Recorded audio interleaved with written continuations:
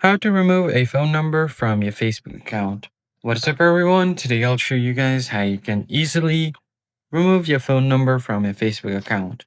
Open up the Facebook application first and make sure that you're logged into your account. Then you're going to have to tap on the menu icon at the top right and then simply tap on gear icon to go to settings. From here, head over to your account center and then go ahead and tap on personal details right below password and security. And then tap on the contact info.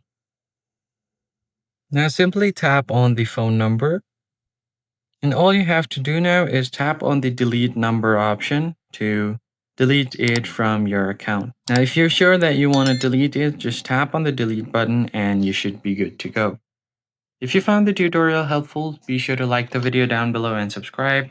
I'll see you guys on the next one. Thanks for watching.